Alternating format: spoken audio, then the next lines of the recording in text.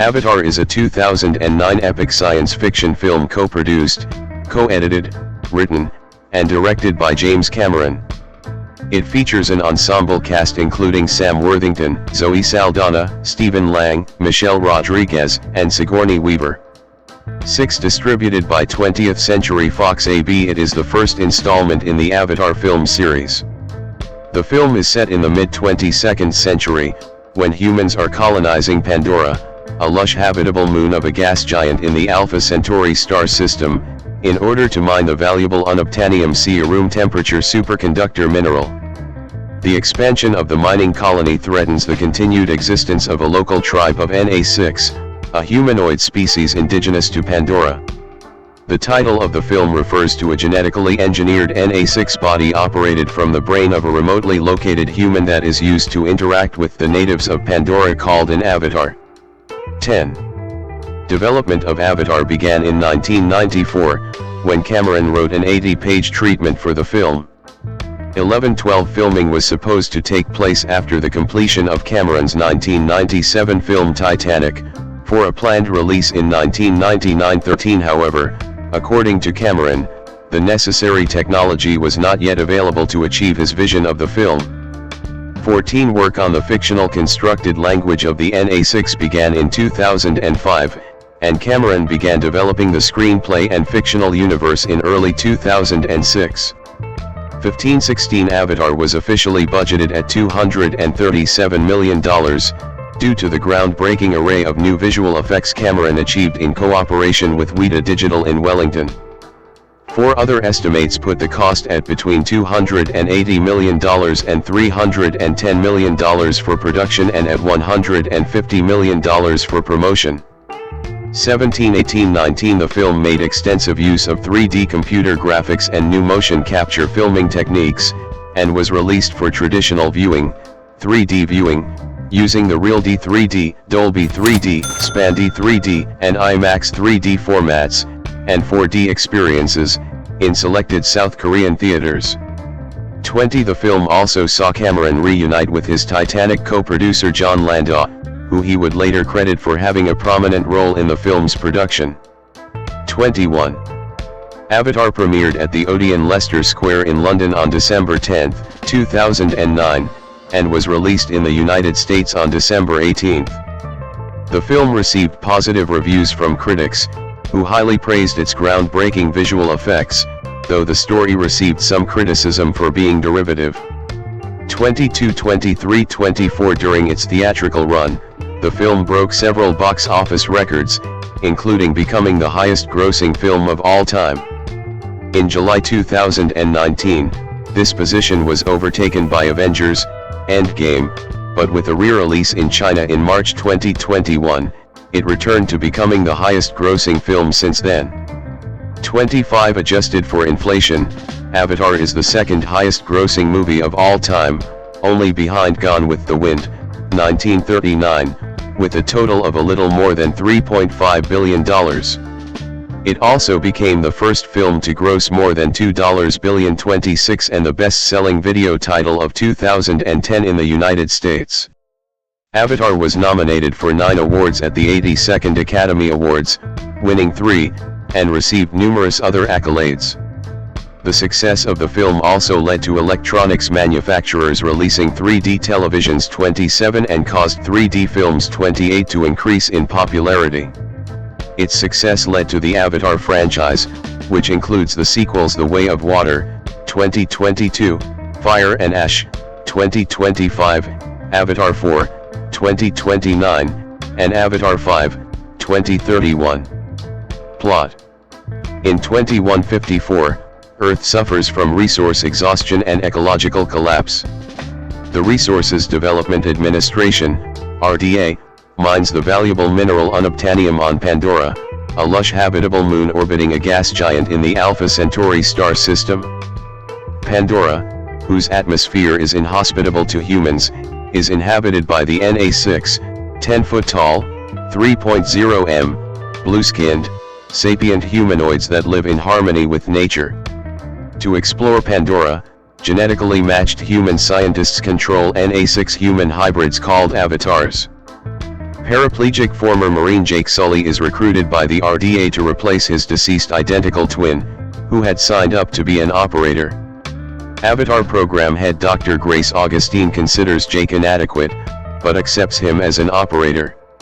While escorting the avatars of Grace and Dr. Norm Spellman, Jake's avatar is attacked by Pandoran wildlife and flees into the forest, where he is rescued by the NA6 princess Neytiri. Suspicious of Jake, she takes him to her clan. Neytiri's mother, Moat, the clan's spiritual leader, orders her daughter to initiate Jake into their society. Colonel Miles Quaritch, head of RDA's security force, promises Jake that the company will restore the use of his legs if he provides information about the NA6 and their gathering place, the giant home tree, under which is a rich deposit of unobtanium. Learning of this, Grace transfers herself, Jake, and Norm to an outpost. Jake and Neytiri fall in love as Jake is initiated into the tribe, and they choose each other as mates. When Jake attempts to disable a bulldozer threatening a sacred NA6 site, Administrator Parker Selfridge orders Home Tree destroyed. Despite Grace's argument that destroying Home Tree would damage the biological neural network that encompasses all Pandoran life, Selfridge gives Jake and Grace 1 hour to convince the NA6 to evacuate. Jake confesses that he was a spy and the NA6 take him and Grace captive. Quaritch's soldiers destroy Home Tree, killing many, including Neytiri's father, the clan chief. Moat frees Jake and Grace, but they are detached from their avatars and imprisoned by Quaritch's forces. Pilot Trudy Chacon, disgusted by Quaritch's brutality, airlifts Jake, Grace, and Norm to Grace's outpost, but during the escape Grace is shot and fatally wounded. Jake regains the NA6's trust by connecting his mind to that of the Turok, a dragon-like creature feared and revered by the NA6. Supported by Neytiri and the new chief Psute, Jake unites the clan, telling them to gather all the clans to battle the RDA. Quaritch organizes a strike against the Tree of Souls to demoralize the NA6. Before the battle, Jake prays to the NA6 deity Iwa via a neural connection with the Tree of Souls. Psute and Trudy are among the battle's heavy casualties. The NA6 are rescued when Pandoran wildlife unexpectedly join the attack and overwhelm the humans, which Neytiri interprets as Iwa answering Jake's prayer. Quaritch, in an amp suit, escapes his crashed aircraft and breaks open the Avatar Link unit containing Jake's human body, exposing it to Pandora's poisonous atmosphere. As Quaritch prepares to kill Jake's avatar, he is killed by Neytiri, who saves Jake from suffocation, seeing his human form for the first time. In the aftermath of the war, the RDA are expelled from Pandora. Only some humans are chosen to stay, including Max and Norm. Jake is permanently transferred into his avatar with the aid of the Tree of Souls, Neytiri, and Moat. Cast. Further information, fictional universe of Avatar.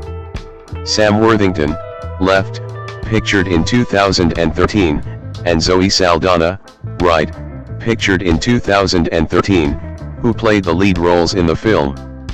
Sam Worthington as Jake Sully, a disabled former Marine who becomes part of the Avatar program after his twin brother is killed. His military background helps the NA6 warriors relate to him. 29 Cameron cast the Australian actor after a worldwide search for promising young actors, preferring relative unknowns to keep the budget down. 30 In the beginning, Cameron offered the role to Matt Damon, with a 10% stake in the film's profits, but Damon turned the film down because of his commitment to the Bourne Ultimatum, 2007. 31 other notable actors who auditioned for the part include Chris Pratt and Chris Pine, with the studio pushing Jake Gyllenhaal to play the role, but Gyllenhaal turned the film down because he wished to focus on Prince of Persia, The Sands of Time, 2010, instead.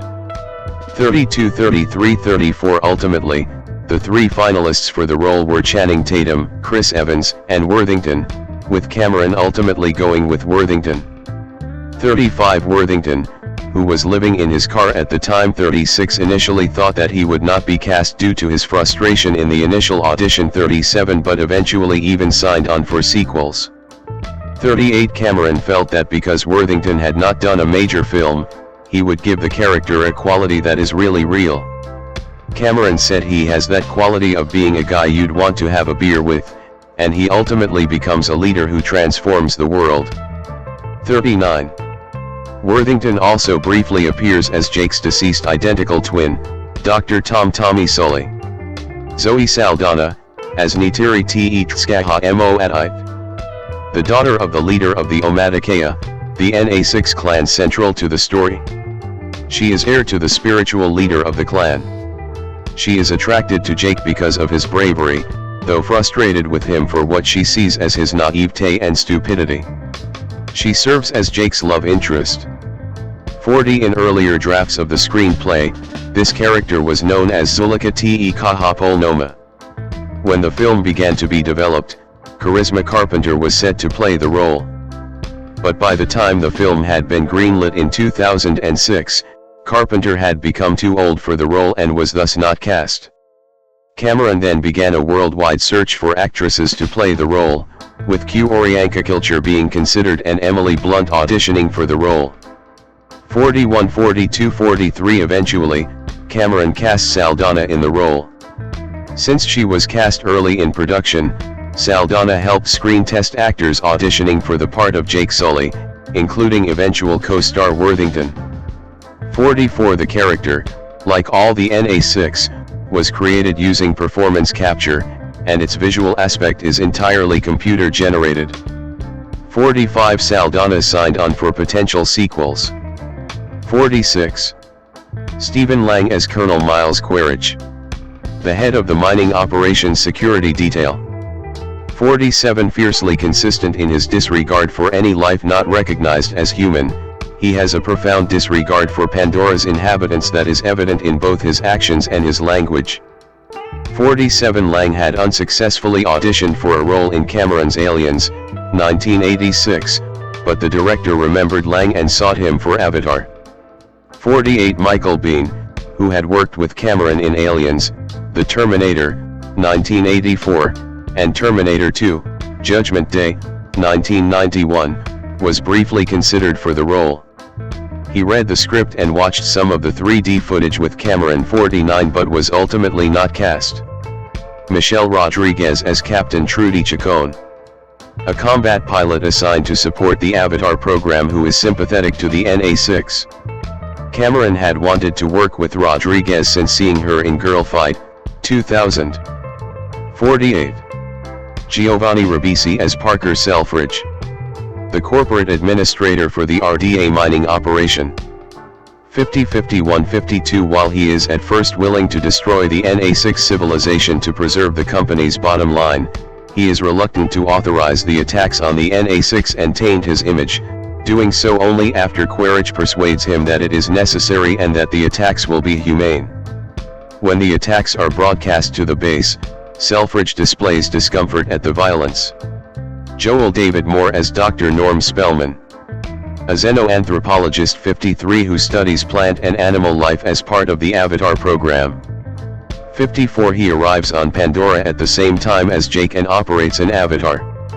Although he is expected to lead the diplomatic contact with the NA6, it turns out that Jake has the personality better suited to win the natives' respect. Josh Gad was a runner-up for the role. 55. Moore also portrays Norm's NA6 avatar, CCH Pounder as Mo'at, the spiritual leader of the Omadikeya. She is the mother of Neytiri and maid to Itukin, the clan's leader. 56. Wes Studi as Itukin Te Skahakomunitan, the clan chief of the Omadikeya. He is the mate of Mo'at and father of Neytiri. Laz Alonso as Tsute Te Rongloadiatan, the finest warrior of the Omadikeya. He is heir to the chieftainship of the tribe. At the beginning of the film's story, he is betrothed to Neytiri. Sigourney Weaver as Dr. Grace Augustine, an exobiologist and head of the Avatar program. She is also Jake's mentor and an advocate of peaceful relations with the NA6, having set up a school to teach them English. 57 Weaver dyed her hair red for the part. 58 Her character was named Shipley at one point. 59 The character reminded Weaver of Cameron, being very driven and very idealistic. 60. Weaver also portrays Grace's NA6 avatar. Dilip Rao as Dr. Max Patel, a scientist who works in the Avatar program and comes to support Jake's rebellion against the RDA-61. Matt Gerald as Corporal Lyle Wainfleet, a mercenary who works for the RDA as Quaritch's right-hand man. Additionally, Alicia Villabailey appears, uncredited, as Ikinai, the leader of the Terji clan, Sla, one of the young NA6 hunters who accompany Jake during his ignominy, and a harassed blonde woman in a bar that Jake defends. Villabailey served as the stunt double for Zoe Saldana and would later portray Zidinarsk in Avatar, The Way of Water. Terry Neytiri, who performed stunts as well, plays the Banshees via motion capture. Production. Origins. Director/writer and producer James Cameron in December 2009 on Hollywood Walk of Fame. In 1994, 12 director James Cameron wrote an 80-page treatment for Avatar, drawing inspiration from science fiction books he had read in his childhood, as well as from adventure novels by Edgar Rice Burroughs and H. Rider Haggard. 11 parts of the movie also came to him in a dream when he was 19 years old. He dreamed about a bioluminescent forest with fiber-optic trees, fan lizards, a river with bioluminescent particles, and a purple moss that lit up when stepped on. When he woke up, he made a drawing of the scene and later used it in the movie. 62 In August 1996, Cameron announced that after completing Titanic, he would film Avatar, which would make use of synthetic, or computer-generated, actors. 14 The project would cost $100 million and involve at least 6 actors in leading roles who appear to be real but do not exist in the physical world.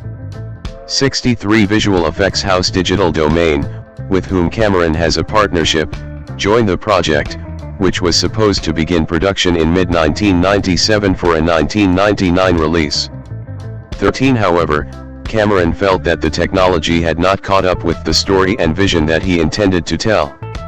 He decided to concentrate on making documentaries and refining the technology for the next few years. It was revealed in a Bloomberg Businessweek cover story that 20th Century Fox had fronted $10 million to Cameron to film a proof-of-concept clip for Avatar, which he showed to Fox executives in October 2005. 64. In February 2006, Cameron revealed that his film Project 880 was a retooled version of Avatar, a film that he had tried to make years earlier. 65 Citing the technological advances in the creation of the computer-generated characters Gollum, King Kong, and Davy Jones. 11 Cameron had chosen Avatar over his project Battle Angel after completing a 5-day camera test in the previous year. 66. Development. From January to April 2006, Cameron worked on the script and developed a culture for the NA6, the film's aliens. The NA6 language was created by Paul Frommer, a linguist at USC.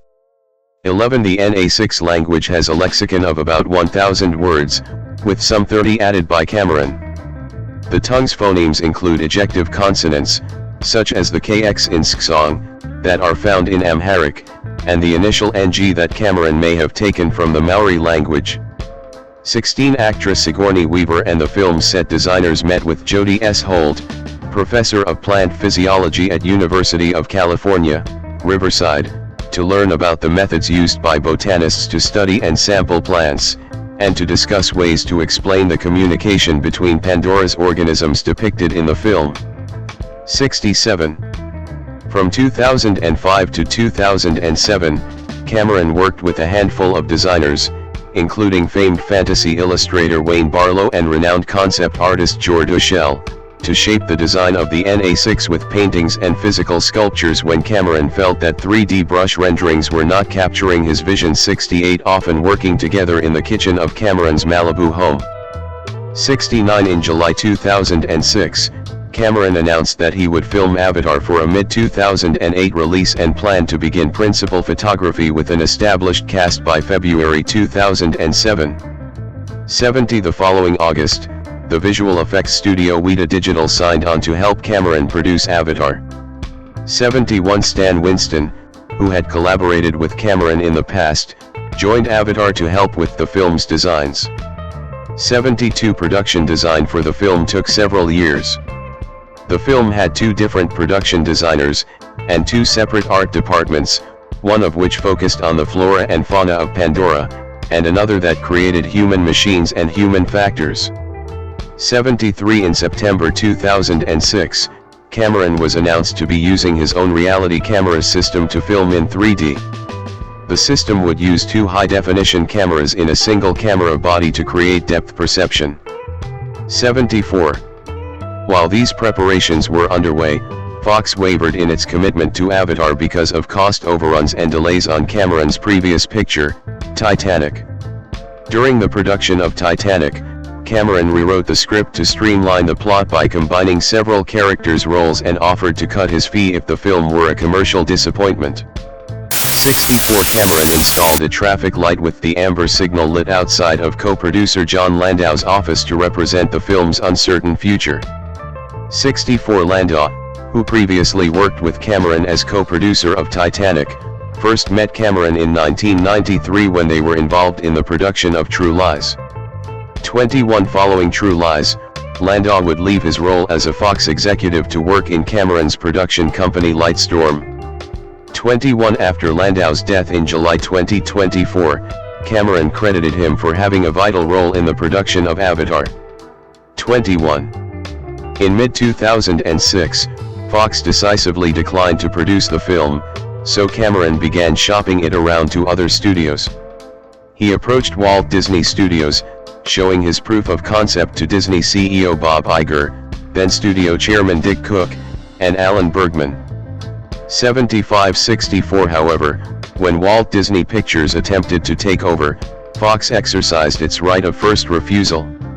64 In October 2006, Fox finally committed to making Avatar after Ingenious Media agreed to back the film, reducing Fox's financial exposure to less than half of the film's official $237 million budget. 64 After Fox accepted Avatar, one skeptical Fox executive told Cameron and Landau, "I don't know if we're crazier for letting you do this, or if you're crazier for thinking you can do this."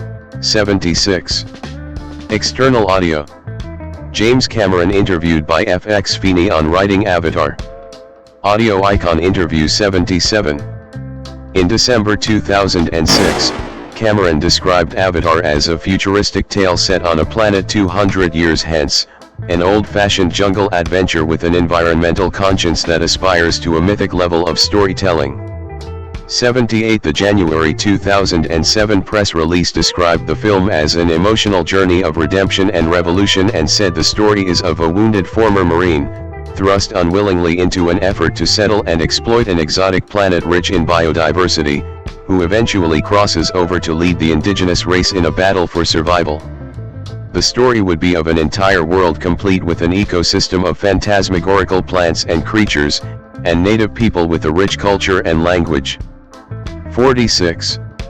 Estimates put the cost of the film at about $280 to $310 million to produce and an estimated $150 million for marketing, noting that about $30 million in tax credits would lessen the financial impact on the studio and its financiers. 17-18-19 A studio spokesperson said that the budget was $237 million, with $150 million for promotion. End of story. 4. Filming. Principal photography for Avatar began in April 2007 in Los Angeles and Wellington. Cameron described the film as a hybrid with a full live-action shoot in combination with computer-generated characters and live environments.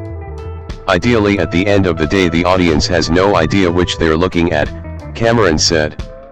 The director indicated that he had already worked 4 months on non-principal scenes for the film. 79 The live action was shot with a modified version of the proprietary digital 3D fusion camera system, developed by Cameron and Vince Pace. 80 In January 2007, Fox had announced that 3D filming for Avatar would be done at 24 frames per second, despite Cameron's strong opinion that a 3D film requires a higher frame rate to make strobing less noticeable. 81 According to Cameron, the film is composed of 60% computer-generated elements and 40% live action, as well as traditional miniatures. 82. Motion capture photography lasted 31 days at the Hughes Aircraft Stage in Playa Vista, Los Angeles. 6683 Live action photography began in October 2007 at Stone Street Studios in Wellington and was scheduled to last 31 days. 84 More than 1,000 people worked on the production. 83 In preparation of the filming sequences, all of the actors underwent professional training specific to their characters such as archery, horseback riding, firearm use, and hand-to-hand combat. They received language and dialect training in the NA6 language created for the film. 85 Before shooting the film, Cameron also sent the cast to the Hawaiian tropical rainforests 86 to get a feel for a rainforest setting before shooting on the soundstage. 85. During filming, Cameron made use of his virtual camera system, a new way of directing motion capture filmmaking. The system shows the actors' virtual counterparts in their digital surroundings in real time, allowing the director to adjust and direct scenes just as if shooting live action. According to Cameron, it's like a big, powerful game engine. If I want to fly through space, or change my perspective, I can. I can turn the whole scene into a living miniature and go through it on a 50:1 scale. 87. Using conventional techniques, the complete virtual world cannot be seen until the motion capture of the actors is complete. Cameron said this process does not diminish the value or importance of acting. On the contrary, because there is no need for repeated camera and lighting setups, costume fittings, and makeup touch ups, scenes do not need to be interrupted repeatedly. 88 Cameron described the system as a form of pure creation where if you want to move a tree or a mountain or the sky or change the time of day, you have complete control over the elements. 89. Cameron gave fellow directors Steven Spielberg and Peter Jackson a chance to test the new technology. 78 Spielberg said, "I like to think of it as digital makeup, not augmented animation. Motion capture brings the director back to a kind of intimacy that actors and directors only know when they're working in live theater." 88. Spielberg and George Lucas were also able to visit the set to watch Cameron direct with the equipment. 90. To film the shots where CGI interacts with live action, a unique camera referred to as a simulcam was used, a merger of the 3D fusion camera and the virtual camera systems.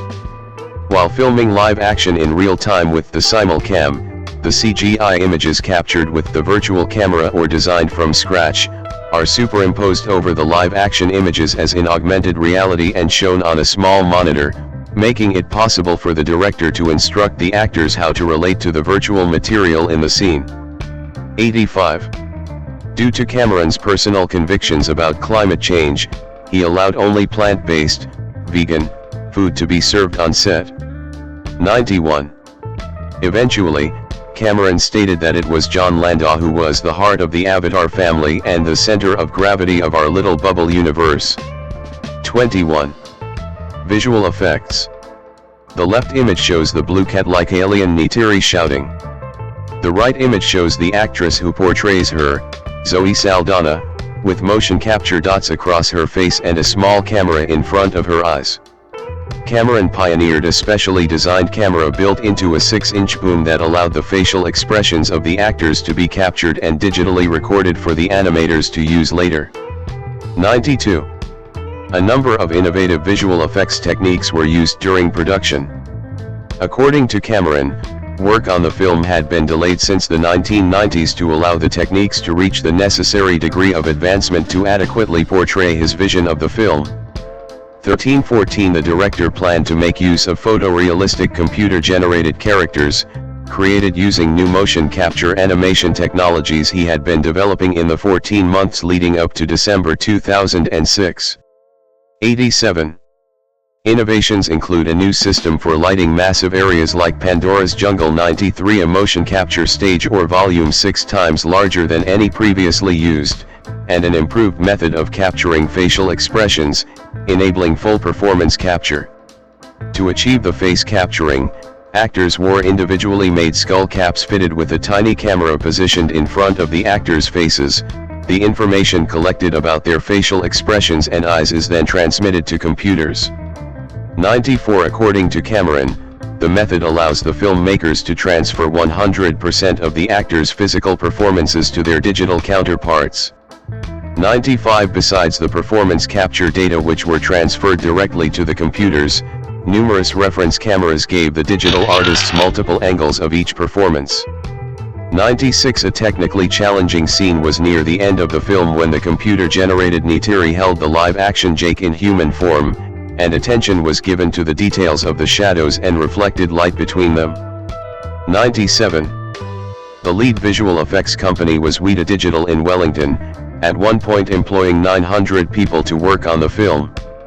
98. Because of the huge amount of data which needed to be stored, catalogued, and available for everybody involved, even on the other side of the world, a new cloud computing and digital asset management (DAM) system named Gaia was created by Microsoft especially for Avatar, which allowed the crews to keep track of and coordinate all stages in the digital processing.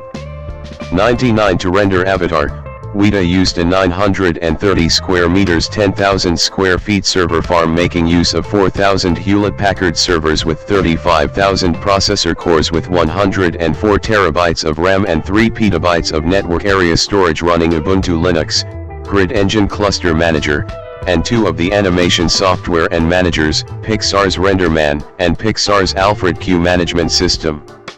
100, 101, 102, 103. The render farm occupies the 193rd to 197th spots in the top 500 list of the world's most powerful supercomputers. A new texturing and paint software system, called Mari, was developed by the Foundry in cooperation with Weta. 104, 105. Creating the NA6 characters and the virtual world of Pandora required over a petabyte of digital storage. 106. And each minute of the final footage for Avatar occupies 17.28 gigabytes of storage. 107. It would often take the computer several hours to render a single frame of the film. 108. To help finish preparing the special effects sequences on time, a number of other companies were brought on board, including Industrial Light and Magic, which worked alongside Weta Digital to create the battle sequences. ILM was responsible for the visual effects for many of the film's specialized vehicles and devised a new way to make CGI explosions. 109. Joe Lettery was the film's visual effects general supervisor. 110. Music and soundtrack. Main article, Avatar, music from the motion picture. James Horner, Jake enters his Avatar world. Duration, 32 seconds. 032. Listen to a clip from the score of the 2009 film Avatar. Problems playing this file? See media help. Composer James Horner scored the film, his third collaboration with Cameron after Aliens and Titanic. 111. Horner recorded parts of the score with a small chorus singing in the alien language NA6 in March 2008. 112. He also worked with Wanda Bryant, an ethnomusicologist, to create a music culture for the alien race. 113. The first scoring sessions were planned to take place in early 2009. 114. During production, Horner promised Cameron that he would not work on any other project except for Avatar and reportedly worked on the score from 4 in the morning until 10 at night throughout the process. He stated in an interview, "Avatar has been the most difficult film I have worked on and the biggest job I have undertaken." 115. Horner composed the score as 2 different scores merged into one. He first created a score that reflected the NA6 way of sound and then combined it with a separate traditional score to drive the film. 85. British singer Leona Lewis was chosen to sing the theme song for the film, called I See You. An accompanying music video, directed by Jake Nava, premiered December 15, 2009, on MySpace. 116. Themes and inspirations. Main article, Themes in Avatar. Avatar is primarily an action-adventure journey of self-discovery, in the context of imperialism, and deep ecology. 117. Cameron said his inspiration was every single science fiction book I read as a kid and that he wanted to update the style of Edgar Rice Burroughs' John Carter series. 11. He acknowledged that Avatar shares themes with the films At Play in the Fields of the Lord, The Emerald Forest, and Princess Mononoke, which feature clashes between cultures and civilizations, and with Dances with Wolves, where a battered soldier finds himself drawn to the culture he was initially fighting against. 118. 119. He also cited Hayao Miyazaki's anime films such as Princess Mononoke as an influence on the ecosystem of Pandora. 119. In 2012, Cameron filed a 45-page legal declaration that intended to describe in great detail the genesis of the ideas, themes, storylines, and images that came to be Avatar. 120. In addition to historical events, such as European colonization of the Americas, his life experiences and several of his unproduced projects, Cameron drew connections between Avatar and his previous films. He cited his script and concept art for Xenogenesis, partially produced as a short film, as being the basis for many of the ideas and visual designs in Avatar.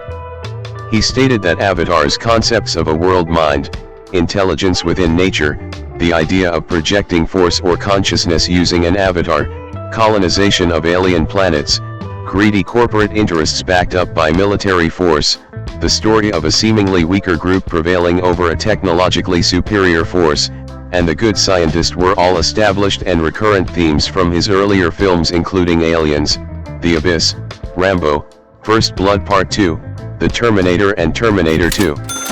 Judgment Day. He specifically mentioned the water tentacle in The Abyss as an example of an avatar that takes on the appearance of an alien life form, in order to bridge the cultural gap and build trust. 121. Cameron also cited a number of works by other creators as reference points and sources of inspiration for Avatar. These include two of his favorite films, 2001, A Space Odyssey, where mankind experiences an evolution after meeting alien life, and Lawrence of Arabia, where an outsider encounters and immerses into a foreign culture and then ultimately joins that group to fight other outsiders. Cameron said he became familiar with the concept of a human operating a synthetic avatar inside another world from George Henry Smith's short story In the Imagicon and Arthur C. Clarke's novel The City and the Stars. He said he learned of the term avatar by reading the cyberpunk novels Neuromancer by William Gibson and Islands in the Net by Bruce Sterling. The idea of a world mind originated in the novel Solaris by Stanislaw Lem. Cameron mentioned several other films about people interacting with indigenous cultures as inspiring him, including Dances with Wolves, The Man Who Would Be King, The Mission, The Emerald Forest, Medicine Man, The Jungle Book and Ferngully. He also cited as inspiration the John Carter and Tarzan stories by Edgar Rice Burroughs and other adventure stories by Rudyard Kipling and H. Rider Haggard. 121. In a 2007 interview with Time magazine, Cameron was asked about the meaning of the term avatar, to which he replied, "It's an incarnation of one of the Hindu gods taking a flesh form. In this film what that means is that the human technology in the future is capable of injecting a human's intelligence into a remotely located body, a biological body." 10.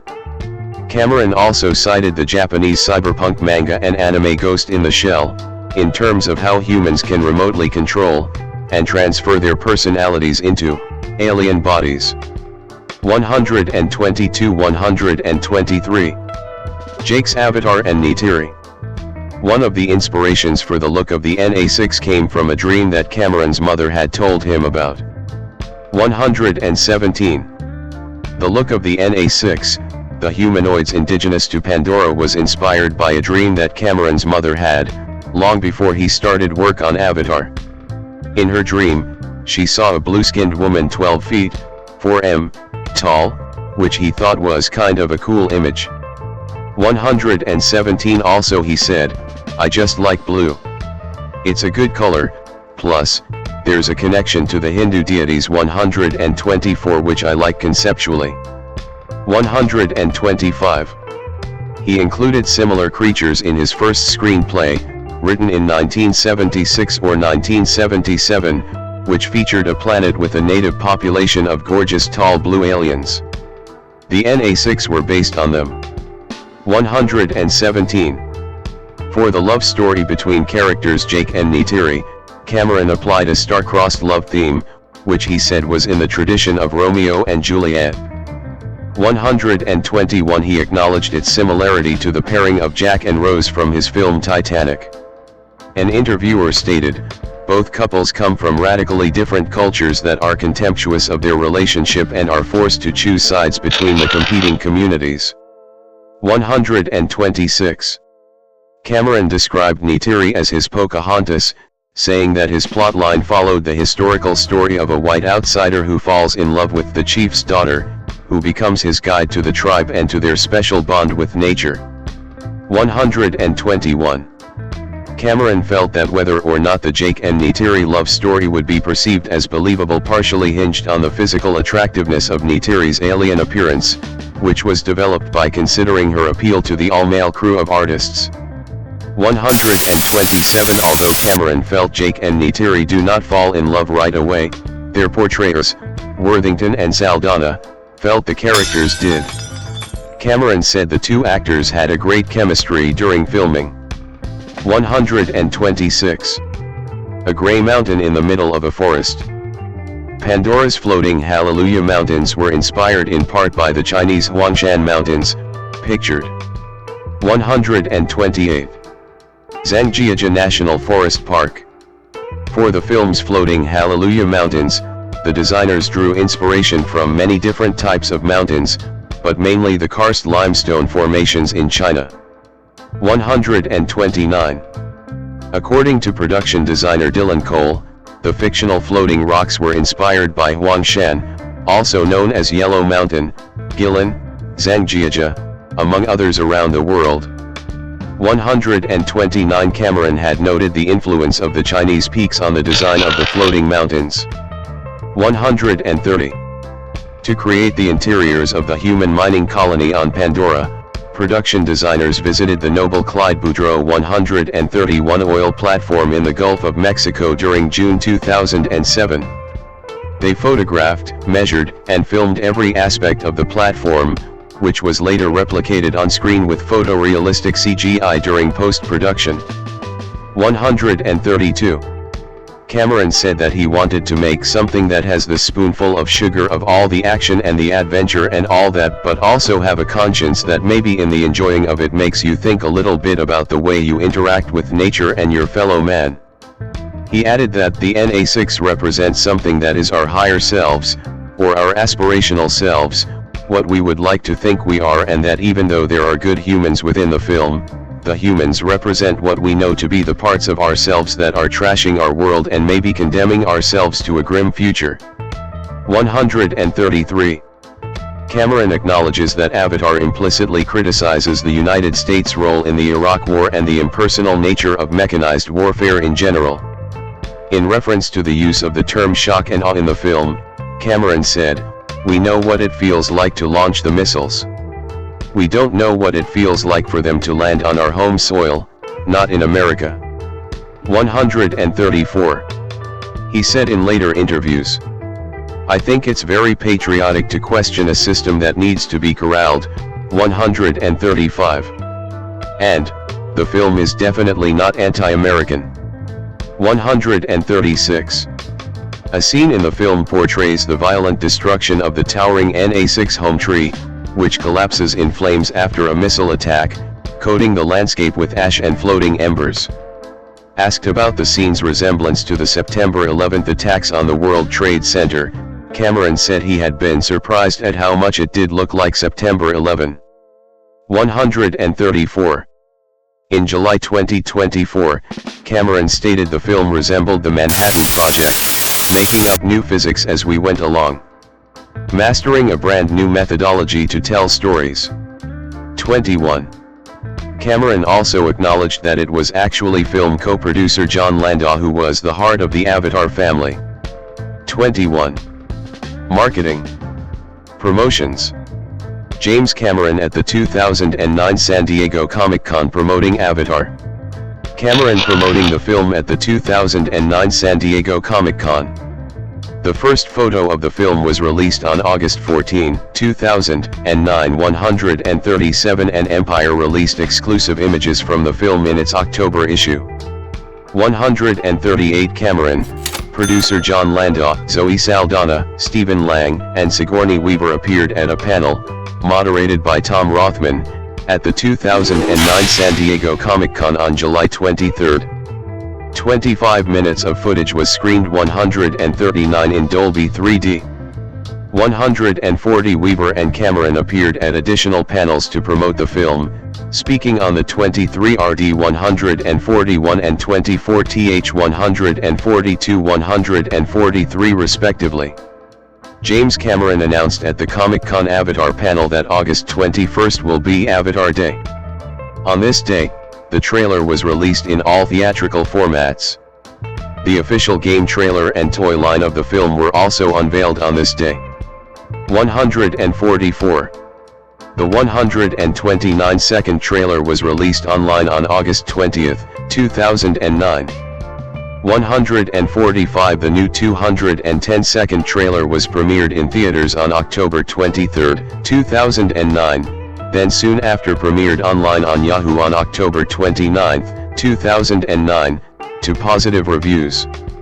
146. 147. An extended version in IMAX 3D received overwhelmingly positive reviews. 145. The Hollywood Reporter said that audience expectations were colored by the same establishment skepticism that preceded Titanic and suggested the showing reflected the desire for original storytelling. 148. The teaser has been among the most viewed trailers in the history of film marketing, reaching the first place of all trailers viewed on Apple.com with 4 million views. 149. On October 30, to celebrate the opening of the first 3D cinema in Vietnam, Fox allowed Megastar Cinema to screen exclusive 16 minutes of Avatar to a number of press. 150. The 3.5-minute trailer of the film premiered live on November 1, 2009, during a Dallas Cowboys football game at Cowboys Stadium in Arlington, Texas, on the Diamond Vision screen, one of the world's largest video displays, and to TV audiences viewing the game on Fox. It is said to be the largest live motion picture trailer viewing in history. 151. The Coca-Cola Company collaborated with Fox to launch a worldwide marketing campaign to promote the film. The highlight of the campaign was the website avtr.com. Specially marked bottles and cans of Coca-Cola Zero, when held in front of a webcam, enabled users to interact with the website's 3D features using augmented reality, AR, technology. 152. The film was heavily promoted in an episode of the Fox series Bones in the episode The Gamer in the Grease, Season 5, Episode 9. Avatar star Joel David Moore has a recurring role on the program, and is seen in the episode anxiously awaiting the release of the film. 153. A week prior to the American release, Zoe Saldana promoted the film on Adult Swim, when she was interviewed by an animated space ghost. 154. McDonald's had a promotion mentioned in television commercials in Europe called Avatarize Yourself, which encouraged people to go to the website set up by Oddcast, and use a photograph of themselves to change into a NA6. 155. Books. Avatar, a confidential report on the biological and social history of Pandora, a 224-page book in the form of a field guide to the film's fictional setting of the planet of Pandora, was released by Harper Entertainment on November 24, 2009. 156. It is presented as a compilation of data collected by the humans about Pandora and the life on it, written by Maria Wilhelm and Dirk Matheson. Harper Festival also released Wilhelm's 48-page James Cameron's Avatar, the reusable scrapbook for children. 157 The Art of Avatar was released on November 30, 2009, by Abrams Books. The book features detailed production artwork from the film, including production sketches, illustrations by Lisa Fitzpatrick, and film stills. Producer John Landau wrote the foreword, Cameron wrote the epilogue, and director Peter Jackson wrote the preface. 158 In October 2010, Abrams Books also released The Making of Avatar, a 272-page book that detailed the film's production process and contains over 500 color photographs and illustrations. 159. In a 2009 interview, Cameron said that he planned to write a novel version of Avatar after the film was released. 160 In February 2010, producer John Landau stated that Cameron plans a prequel novel for Avatar that will lead up to telling the story of the movie, but it would go into much more depth about all the stories that we didn't have time to deal with, saying that Jim wants to write a novel that is a big, epic story that fills in a lot of things. 161 In August 2013, it was announced that Cameron hired Stephen Gould to pen 4 standalone novels to expand the Avatar universe. 162. Video game. Main articles, Avatar, the game and Avatar, Frontiers of Pandora. Cameron chose Ubisoft Montreal to create an Avatar game for the film in 2007. The filmmakers and game developers collaborated heavily, and Cameron decided to include some of Ubisoft's vehicle and creature designs in the film. 163 Avatar, the game was released on December 1, 2009 164 for most home video game consoles, PlayStation 3, Xbox 360, Wii, Nintendo DS, iPhone, and Microsoft Windows, and December 8 for PlayStation Portable. A second game, Avatar, Frontiers of Pandora, was released on December 7, 2023. Action figures and postage stamps. Mattel Toys announced in December 2009 that it would be introducing a line of Avatar action figures. 165-166 Each action figure will be made with a 3D web tag, called an iTag, that consumers can scan using a webcam, revealing unique on-screen content that is exclusive to each specific action figure. 165 A series of toys representing 6 different characters from the film were also distributed globally in McDonald's Happy Meals. 167. In December 2009, France Post released a special limited edition stamp based on Avatar, coinciding with the film's worldwide release. 168. Release. Theatrical. Initial screening. Avatar premiered in London on December 10, 2009, and was released theatrically worldwide from December 16 to 18. 169 The film was originally set for release on May 22, 2009, during filming 170 but was pushed back to allow more post-production time. The last shots were delivered in November and give more time for theaters worldwide to install 3D projectors.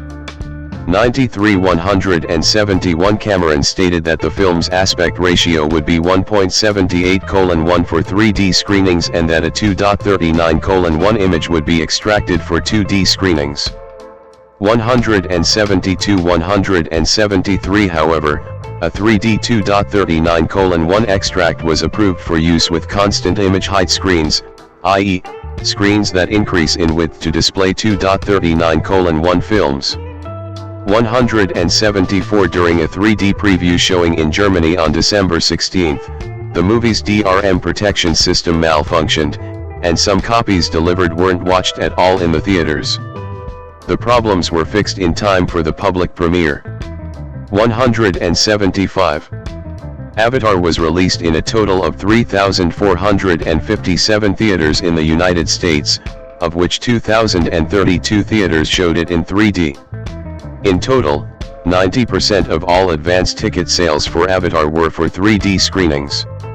176 Internationally, Avatar opened on a total of 14,604 screens in 106 territories, of which 3,671 were showing the film in 3D, producing 56% of the first weekend gross. 178 The film was simultaneously presented in IMAX 3D format, opening in 178 theaters in the United States on December 18. The international IMAX release included 58 theaters beginning on December 16, and 25 more theaters were to be added in the coming weeks. 179 The IMAX release was the company's widest to date, a total of 261 theaters worldwide. The previous IMAX record opening was Harry Potter and the Half-Blood Prince, which opened in 161 IMAX theaters in the US, and about 70 international. 180 20th Century Fox Korea adapted and later released Avatar in 4D version, which included moving seats, smells of explosives, sprinkling water, laser lights, and wind. 20. Post-original release. In July 2010, Cameron confirmed that there would be an extended theatrical re-release of the film on August 27, 2010, exclusively in 3D theaters and IMAX 3D. 181 Avatar, Special Edition includes an additional 9 minutes of footage, all of which is CG 182 including an extension of the sex scene 183 and various other scenes that were cut from the original theatrical film. 182 This extended re-release resulted in the film's runtime approaching the then current IMAX platter maximum of 170 minutes, thereby leaving less time for the end credits. Cameron stated that the 9 minutes of added scenes cost more than $1 million a minute to produce and finish. 184 During its 12-week re-release, Avatar, Special Edition grossed an additional $10.74 million in North America and $22.46 million overseas for a worldwide total of $33.2 million. 5 The film was later re-released in China in March 2021, allowing it to surpass Avengers: Endgame to become the highest-grossing film of all time. 25. Avatar was re-released in theaters on September 23, 2022, by Walt Disney Studios Motion Pictures for a limited 2-week engagement, with the film being remastered in 4K high dynamic range, with select scenes at a high frame rate of 48 FPS. 185 The reissue was prior to the December 2022 premiere of its sequel, Avatar: The Way of Water. 186 Prior to this, Cameron previously teased a re-release of the film back in 2017 when promoting the Dolby Cinema re-release of Titanic, stating that there were plans in the works to remaster the film with Dolby Vision and re-release it in Dolby Cinema. 187. Home Media. 20th Century Fox Home Entertainment released the film on DVD and Blu-ray in the United States on April 22, 2010 188 and in the United Kingdom on April 26. 189 The United States release was not on a Tuesday as is the norm, but was done to coincide with Earth Day. 190 The first DVD and Blu-ray release does not contain any supplemental features other than the theatrical film and the disc menu in favor of and to make space for optimal picture and sound. The release also preserves the film's 1.78:1, 16:9, format over the 2.39:1, 21:9, scope version, as Cameron felt that was the best format to watch the film. 191 The Blu-ray disc contains DRM, BD plus 5, which some Blu-ray players might not support without a firmware update. 192 193. Avatar set a first-day launch record in the United States for Blu-ray sales at 1.5 million units sold, breaking the record previously held by The Dark Knight, 600,000 units sold. First-day DVD and Blu-ray sales combined were over 4 million units sold. 194 In its first 4 days of release, sales of Avatar on Blu-ray reached 2.7 million in the United States and Canada, overtaking The Dark Knight to become the best ever selling Blu-ray release in the region. 195-196. The release later broke the Blu-ray sales record in the United Kingdom the following week. 197. In its first 3 weeks of release, the film sold a total of 19.7 million DVD and Blu-ray discs combined, a new record for sales in that period. 198. As of July 18, 2012, DVD sales, not including Blu-ray, totaled over 10.5 million units sold with $190,806,055 in revenue. 199. Avatar retained its record as the top-selling Blu-ray in the US market until January 2015, when it was surpassed by Disney's Frozen. 200. The Avatar 3-disc extended collector's edition on DVD and Blu-ray was released on November 16, 2010. 3 different versions of the film are present on the discs: the original theatrical cut, 162 minutes, the special edition cut, 170 minutes, and a collector's extended cut, 178 minutes. The DVD set spreads the film across 2 discs, while the Blu-ray set presents it on a single disc. 201. The collector's extended cut contains 8 more minutes of footage, thus making it 16 minutes longer than the original theatrical cut. Cameron mentioned, "You can sit down, and in a continuous screening of the film, watch it with the Earth opening." He stated the Earth opening is an additional 4 + 1 2 minutes of scenes that were in the film for much of its production but were ultimately cut before the film's theatrical release. 202. The release also includes an additional 45 minutes of deleted scenes and other extras. 201. Cameron initially stated that Avatar would be released in 3D around November 2010, but the studio issued a correction: 3D is in the conceptual stage and Avatar will not be out on 3D Blu-ray in November. 203. In May 2010, Fox stated that the 3D version would be released sometime in 2011. 198. It was later revealed that Fox had given Panasonic an exclusive license for the 3D Blu-ray version and only with the purchase of a Panasonic 3D TV. The length of Panasonic's exclusivity period is stated to last until February 2012. 204. In October 2010, Cameron stated that the standalone 3D Blu-ray would be the final version of the film's home release and that it was maybe 1-2 years out. 205. On Christmas Eve 2010, Avatar had its 3D television world premiere on Sky. 206, 207, 208. On August 13, 2012, Cameron announced on Facebook that Avatar would be released globally on Blu-ray 3D. 209. The Blu-ray 3D version was finally released on October 16, 2012. 210.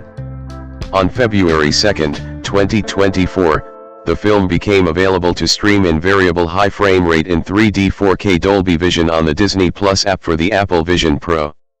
211. Reception. Critical response. On review aggregator Rotten Tomatoes, 81% of 334 reviews are positive, and the average rating is 7.5/10. The site's consensus reads, "It might be more impressive on a technical level than as a piece of storytelling, but Avatar reaffirms James Cameron's singular gift for imaginative, absorbing filmmaking." 212. On Metacritic, which assigns a weighted mean score, the film has a score of 83 out of 100 based on 38 critics, indicating universal acclaim. 213 audiences polled by CinemaScore gave the film an average grade of A on an A+ to F scale. Every demographic surveyed was reported to give this rating. These polls also indicated that the main draw of the film was its use of 3D. 214. Roger Ebert of the Chicago Sun-Times called the film extraordinary, and gave it 4 stars out of 4. "Watching Avatar, I felt sort of the same as when I saw Star Wars in 1977, he said, adding that like Star Wars and The Lord of the Rings, The Fellowship of the Ring, the film employs a new generation of special effects and it is not simply a sensational entertainment, although it is that. It's a technical breakthrough. It has a flat-out green and anti-war message. 215 A.O. Scott of At the Movies also compared his viewing of the film to the first time he viewed Star Wars, and he said although the script is a little bit obvious, it was part of what made it work. 217 Todd McCarthy of Variety praised the film, saying, "The King of the World sets his sights on creating another world entirely in Avatar, and it's very much a place worth visiting." 218. Kirk Honeycutt of The Hollywood Reporter gave the film a positive review. "The screen is alive with more action and the soundtrack pops with more robust music than any dozen sci-fi shoot movies you care to mention," he stated. 219 Peter Travers of Rolling Stone awarded Avatar a 3.5 out of 4 star rating, and wrote in his print review, "It extends the possibilities of what movies can do. Cameron's talent may just be as big as his dreams." 220. Richard Corliss of Time thought that the film was the most vivid and convincing creation of a fantasy world ever seen in the history of moving pictures. 221. Kenneth Turan of the Los Angeles Times thought the film has powerful visual accomplishments but flat dialogue and obvious characterization. 222 James Berardinelli of Real Views praised the film and its story, giving it 4 out of 4 stars. He wrote, "In 3D, it's immersive but the traditional film elements story, character, editing, theme, emotional resonance, etc. are presented with sufficient expertise to make even the 2D version an engrossing 2+1 2-hour experience." 223. Avatar's underlying social and political themes attracted attention. Armand White of the New York Press wrote that Cameron used villainous American characters to misrepresent facets of militarism, capitalism, and imperialism. 225 Russell D. Moore of the Christian Post concluded that propaganda exists in the film and stated if you can get a theater full of people in Kentucky to stand and applaud the defeat of their country in war, then you've got some amazing special effects. 226. Adam Cohen of the New York Times was more positive about the film, calling its anti-imperialist message a 22nd century version of the American colonists versus the British, India versus the Raj, or Latin America versus United Fruit. 227 Ross Douthat of the New York Times opined that the film is Cameron's long apologia for pantheism, Hollywood's religion of choice for a generation now. 228 While Sarita Prabhu of the Tennessean called the film a misportrayal of pantheism and Eastern spirituality in general. 229 and Maxim Osipov of the Hindustan Times, on the contrary, commended the film's message for its overall consistency with the teachings of Hinduism in the Bhagavad Gita. 230 Annalee Newitz of IO9 concluded that Avatar is another film that has the recurring fantasy about race whereby some white guy becomes the most awesome member of a non-white culture. 231 Michael Phillips of the Chicago Tribune called Avatar the season's ideological Rorschach blot. 232 While Miranda Devine of the Sydney Morning Herald thought that it was impossible to watch Avatar without being banged over the head with the director's ideological hammer. 233. Nidesh Latu believed that an essential, yet less visible social theme that contributed to Avatar's success concerns contemporary fascinations with virtual avatars and the transition from the world of reality to that of virtual reality. 234. Critics and audiences have cited similarities with other films, literature, or media, describing the perceived connections in ways ranging from simple borrowing to outright plagiarism. Ty Burr of the Boston Globe called it the same movie as Dances with Wolves. 235 Like Dances with Wolves, Avatar has been characterized as being a white savior movie, in which a backwards native people is impotent without the leadership of a member of the invading white culture. 237 parallels to the concept and use of an avatar are in Poul Anderson's 1957 novel Et Call Me Joe, in which a paralyzed man uses his mind from orbit to control an artificial body on Jupiter. 239 cinema audiences in Russia have noted that Avatar has elements in common with the 1960s Noon Universe novels by Arkady and Boris Strugatsky, which are set in the 22nd century on a forested world called Pandora with a sentient indigenous species called the Knave. 240 various reviews have compared Avatar to the films Ferngully, The Last Rainforest 241, 242, Pocahontas 243 and The Last Samurai 244. NPR's Morning Edition has compared the film to a montage of tropes, with one commentator stating that Avatar was made by mixing a bunch of film scripts in a blender. 245. Gary Westphal wrote that the science fiction story that most closely resembles Avatar has to be Ursula L. Le Guin's novella The Word for World is Forest, 1972, another epic about a benevolent race of alien beings who happily inhabit dense forests while living in harmony with nature until they are attacked and slaughtered by invading human soldiers who believe that the only good Gook is a dead Gook. 239. The science fiction writer and editor Gardner Dozois said that along with the Anderson and L. Le Guin stories, the mashup included Alan Dean Foster's 1975 novel, Midworld. 246. Some sources saw similarities to the artwork of Roger Dean, which features fantastic images of dragons and floating rock formations. 247. 248. In 2013, Dean sued Cameron and Fox, claiming that Pandora was inspired by 14 of his images. Dean sought damages of $50 million. 249. Dean's case was dismissed in 2014, and The Hollywood Reporter noted that Cameron had won multiple Avatar idea theft cases. 250.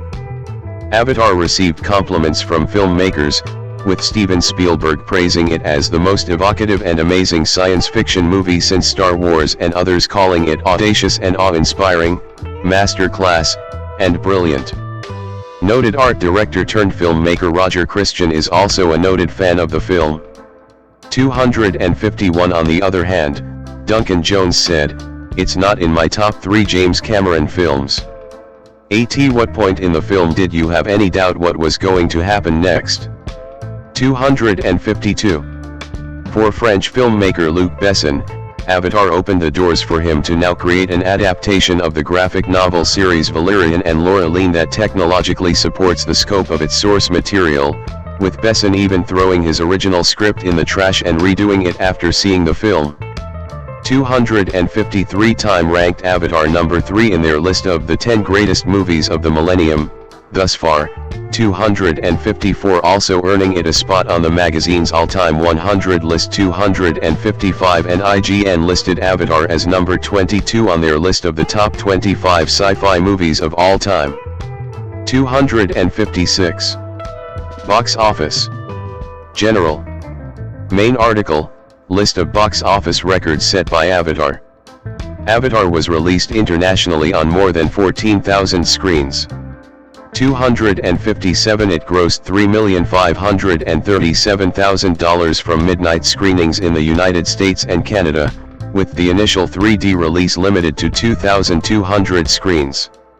258. The film grossed $26,752,099 on its opening day, and $77,025,481 over its opening weekend, making it the second largest December opening ever behind I Am Legend 23.5, the largest domestic opening weekend for a film not based on a franchise, topping The Incredibles, the highest opening weekend for a film entirely in 3D, breaking Up's record, 259, the highest opening weekend for an environmentalist film, breaking The Day After Tomorrow's record, 260, and the 40th largest opening weekend in North America 5 despite a blizzard that blanketed the east coast of the United States and reportedly hurt its opening weekend results. 1723-24. The film also set an IMAX opening weekend record, with 178 theaters generating approximately $9.5 million, 12% of the film's $77 million, at the time, North American gross on less than 3% of the screens. 179. International markets generating opening weekend tallies of at least $10 million were for Russia, $19.7 million, France, $17.4 million, the UK, $13.8 million, Germany, $13.3 million, South Korea, $11.7 million, Australia, $11.5 million, and Spain, $11.0 million. 5 Avatar's worldwide gross was $241.6 million after 5 days, the 9th largest opening weekend gross of all time, and the largest for a non-franchise, non-sequel, and original film. 261.58 international IMAX screens generated an estimated $4.1 million during the opening weekend. 179. Revenues in the film's second weekend decreased by only 1.8% in domestic markets, marking a rare occurrence. 262 grossing $75,617,183, to remain in first place at the box office. 263 and recording what was then the biggest second weekend of all time. 264 The film experienced another marginal decrease in revenue in its third weekend, dropping 9.4% to $68,490,688 domestically, remaining in first place at the box office. 265 to set a third weekend record. 266. Avatar crossed the $1 billion mark on the 19th day of its international release, making it the first film to reach this mark in only 19 days. 267 It became the 5th film grossing more than $1 billion worldwide, and the only film of 2009 to do so.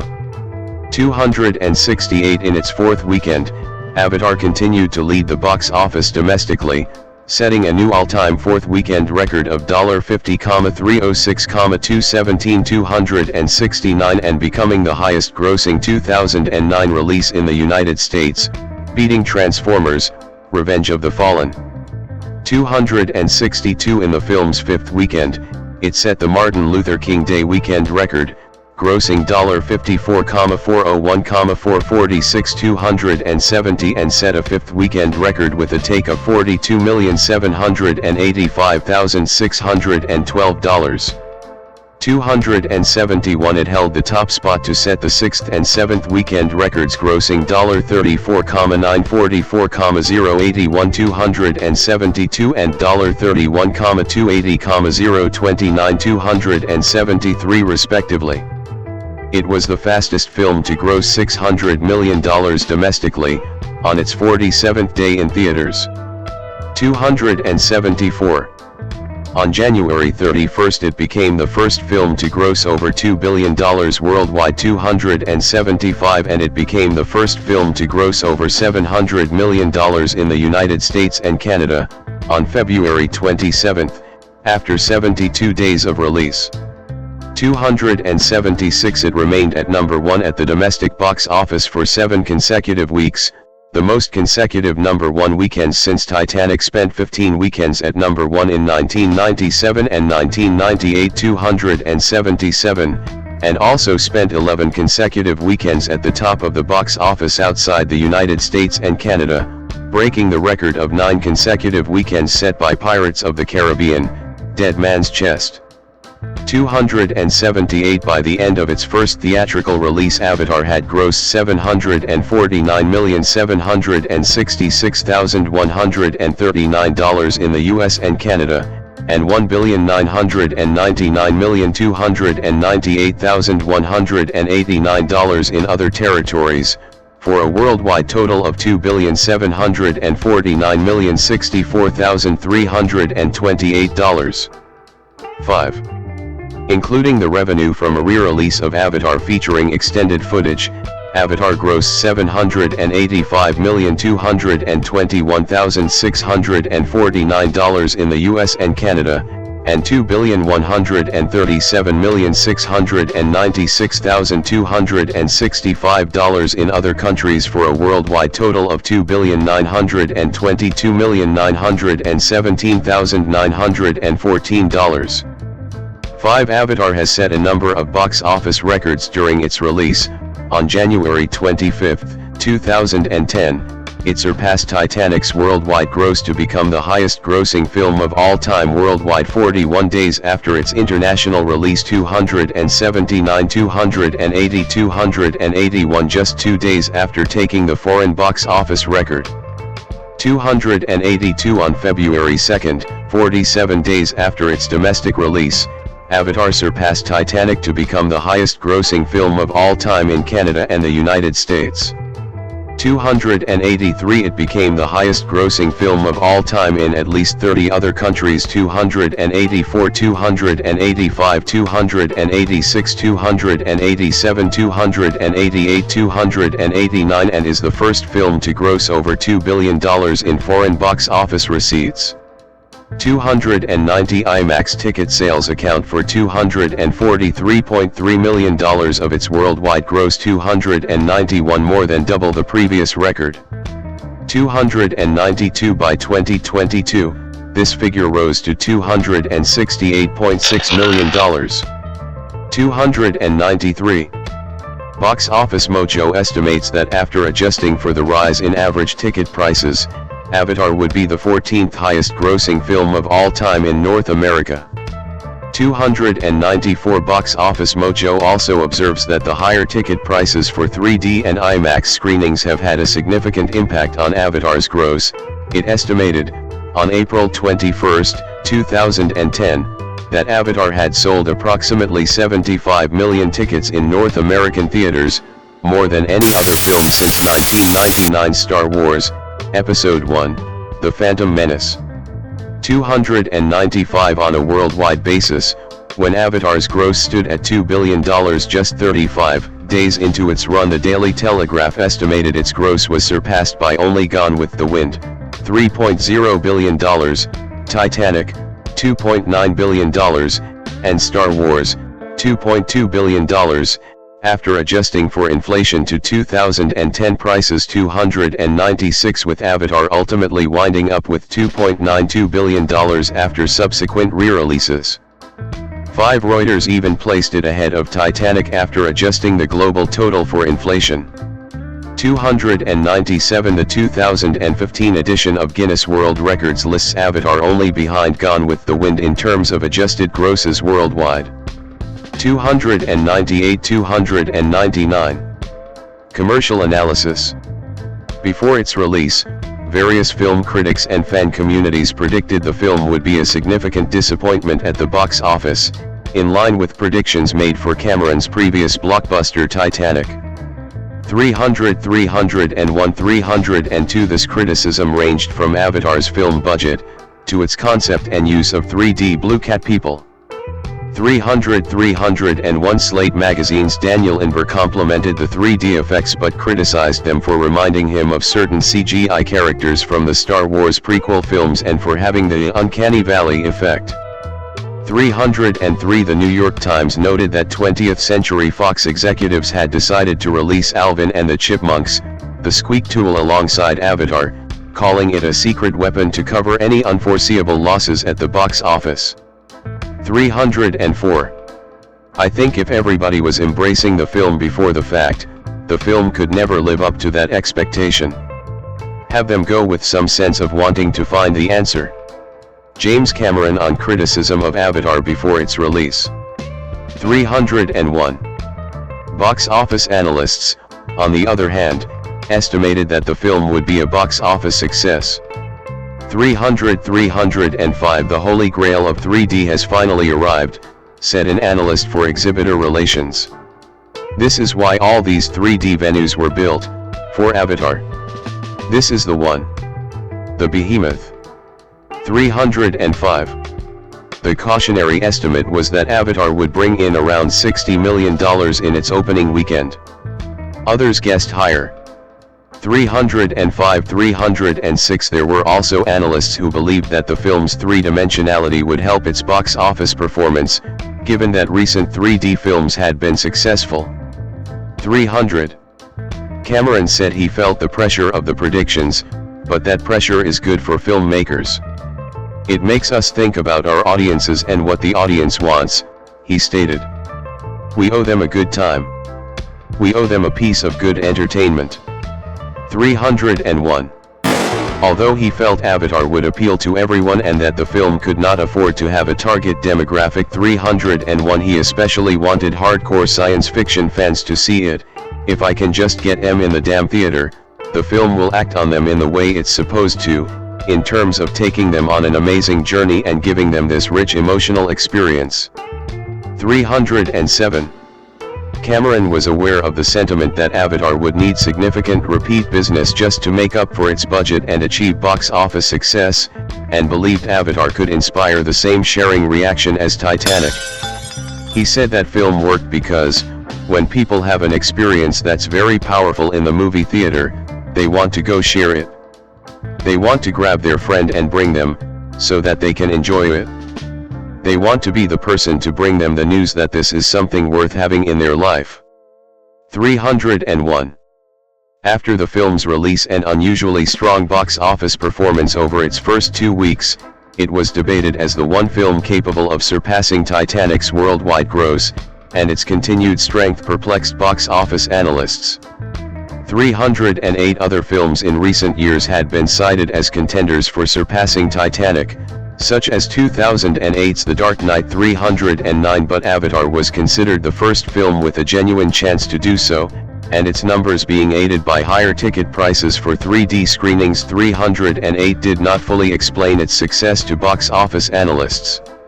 Most films are considered to be healthy if they manage anything less than a 50% drop from their first weekend to their second.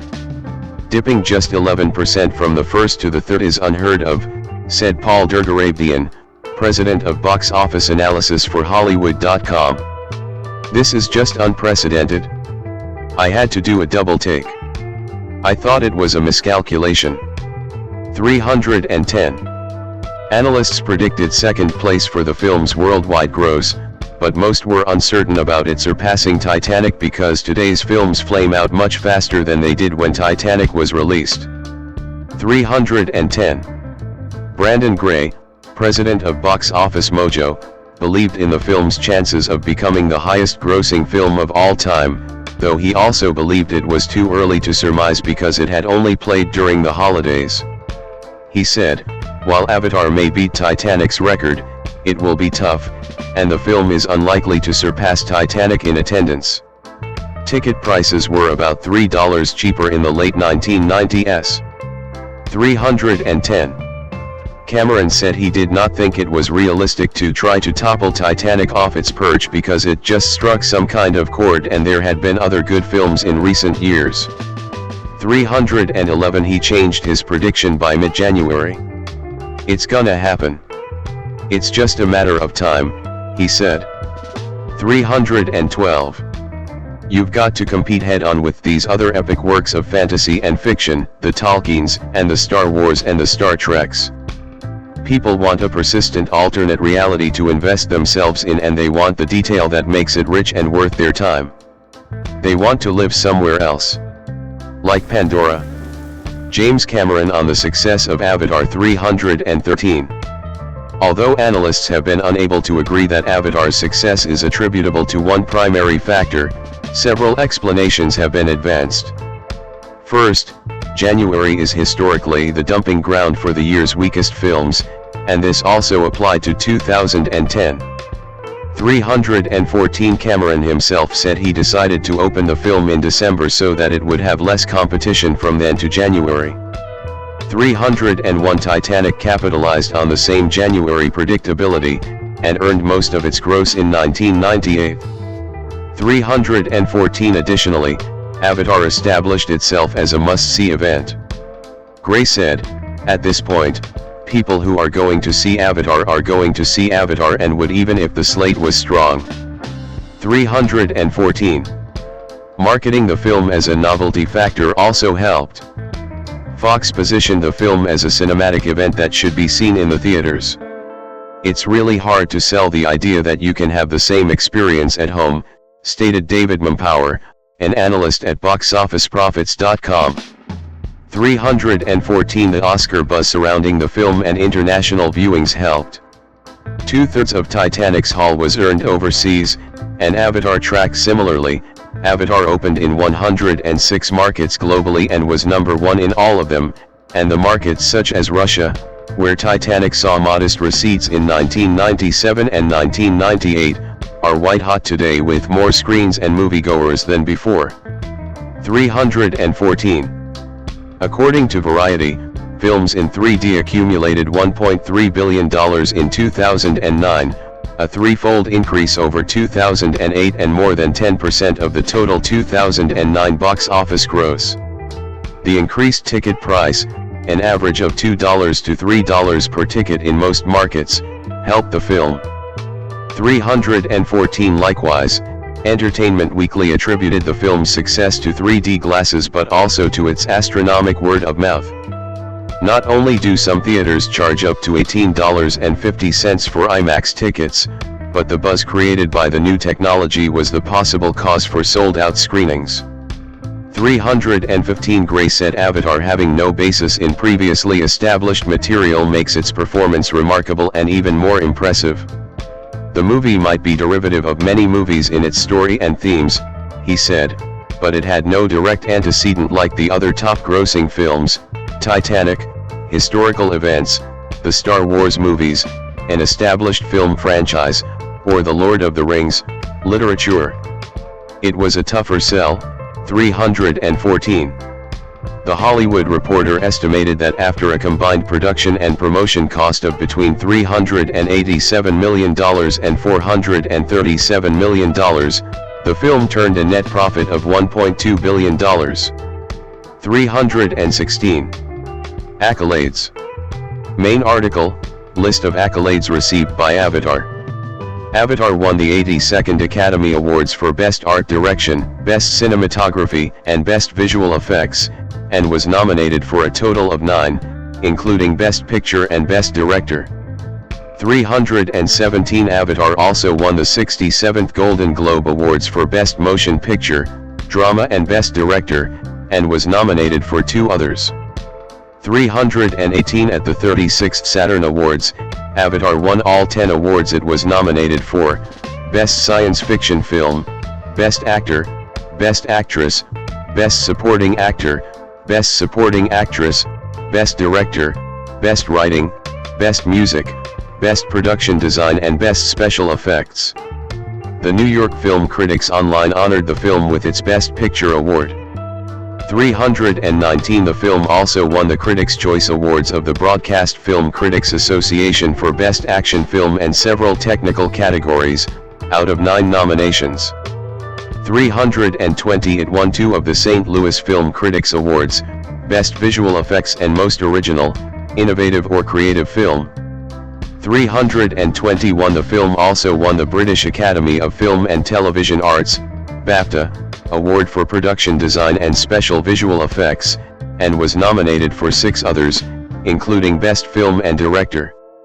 322. The film has received numerous other major awards, nominations, and honors.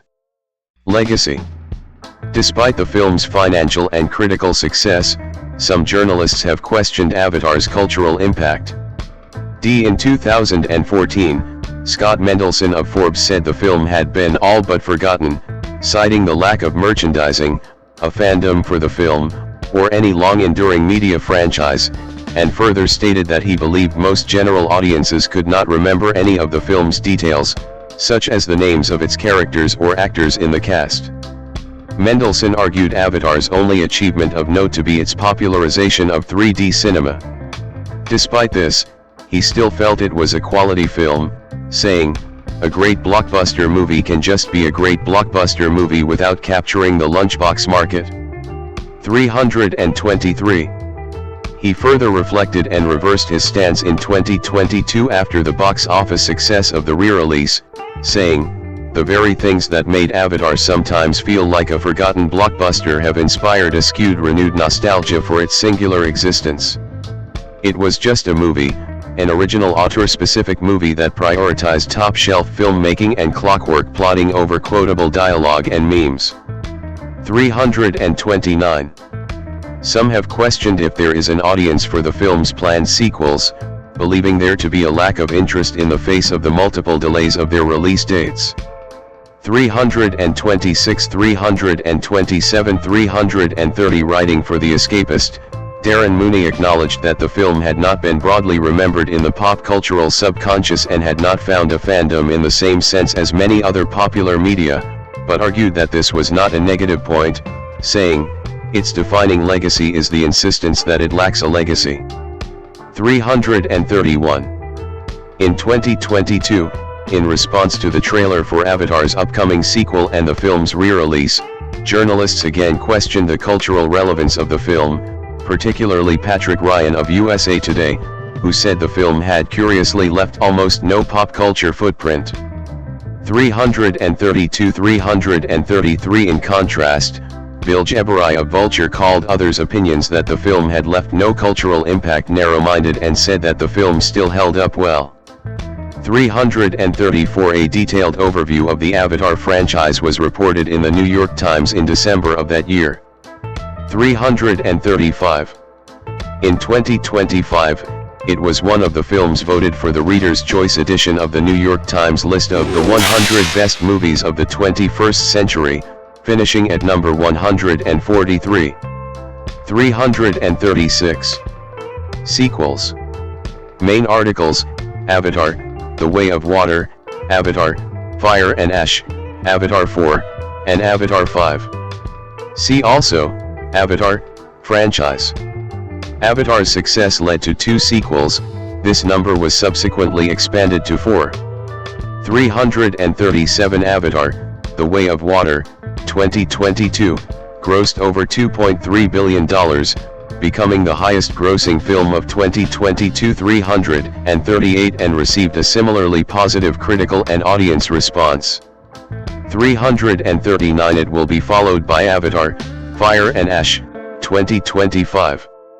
The 4th and 5th Avatar films are scheduled to be released in 2029 and 2031. Samuel Henry John Worthington, born August 2, 1976, is an Australian actor known for his work in both independent Australian cinema and Hollywood. He rose to prominence in Australia with acclaimed performances in films such as Bootman, 2000, and Somersault, 2004, latter of which won him Australia's highest film award for Best Actor, and gained further recognition through his role in the TV series Love My Way.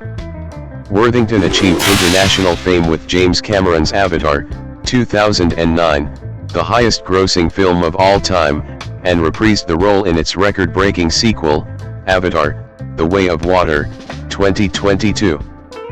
He also starred in other major studio productions including Terminator Salvation, 2009, Clash of the Titans, 2010, and Wrath of the Titans, 2012, while voicing the lead character in the popular Call of Duty, Black Ops video game series. In the 2010s and beyond, Worthington diversified his roles with appearances in films such as Everest, 2015, Hacksaw Ridge, 2016, and The Shack, 2017, and received critical praise for his television work in Manhunt, Unabomber, 2017, and Under the Banner of Heaven, 2022. Continuing to balance commercial and character-driven projects, his recent credits include Lift, 2024, The Exorcism, 2024, and The Horizon, an American saga western series. Early life and education. Samuel Henry John Worthington was born to English parents in Godalming, Surrey, in southeast England, UK.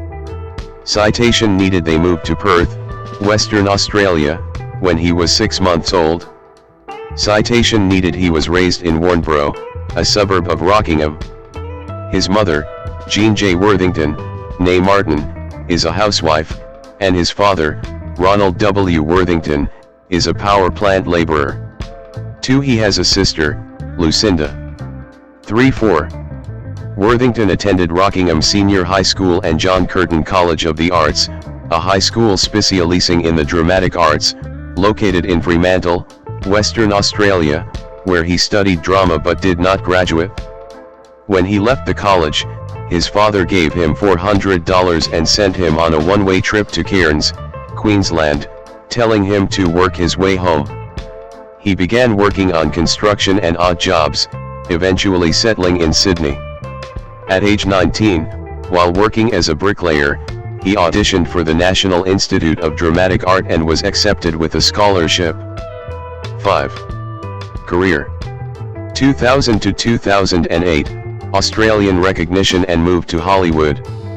Worthington played a small role alongside Adam Garcia in the Australian dance film Budman, 2000. 6. He played a lead role in the low-budget Australian comedy Get In Square. 7. 8.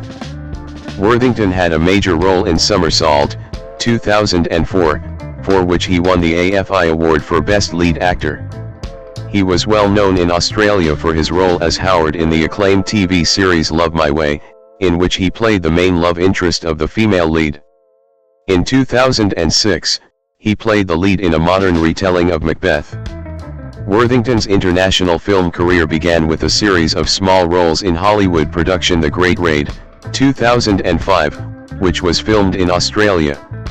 He auditioned for the role of James Bond in Casino Royale but lost the role to Daniel Craig. 9. He starred in the Australian creature feature film Rogue, 2007, which gained a 100% fresh rating from Rotten Tomatoes. 10. 2009 to 2012, Avatar and Early Momentum. In 2009, Worthington starred in James Cameron-directed science fiction film Avatar, in which he played the role of Jake Sully, a paraplegic former U.S. Marine who is at the center of a war between his own species and the indigenous Na6 people of Pandora. The film was a success, amassing critical acclaim and several accolades. It became, and remains, the highest-grossing film of all time, grossing more than $2.8 billion, $4 billion adjusted for inflation, worldwide.